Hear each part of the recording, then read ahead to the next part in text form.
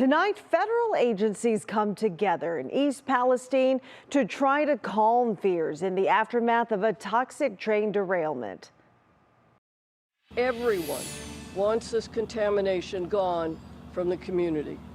They don't want the worry and they don't want the smell.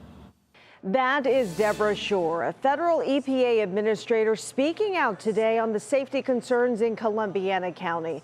Tonight, the EPA has checked nearly 600 homes in East Palestine for dangerous chemicals, and they say none of them have registered as hazardous. However, questions remain about the contaminated soil Norfolk Southern rebuilt the train tracks on, with contaminated soil still underneath. Emma Henderson reports.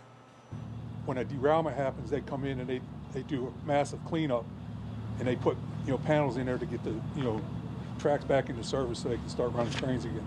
As Norfolk Southern trains barrel through East Palestine, they are still traveling over newly placed tracks on top of contaminated soil from the controlled release of vinyl chloride on February 3rd.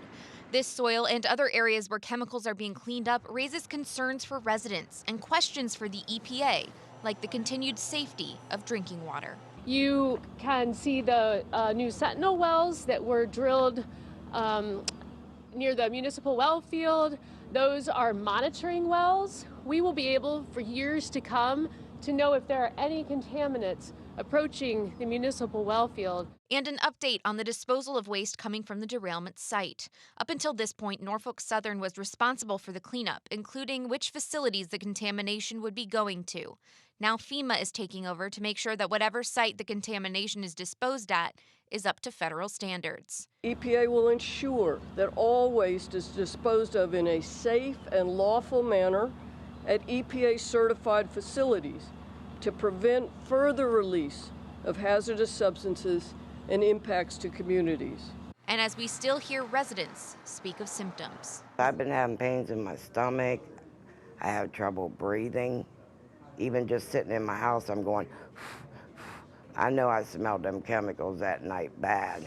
The CDC reports 19 staffers from a variety of scientific backgrounds have arrived in town to assess symptoms and survey the area. We are planning to do some surveys in coordination with our local, state, and federal partners both to get some more information from residents, businesses, and also potentially impacted first responders. And that was Emma Henderson reporting. Now more on the EPA's suspension of disposing of any wastewater from the derailment in other places across the country.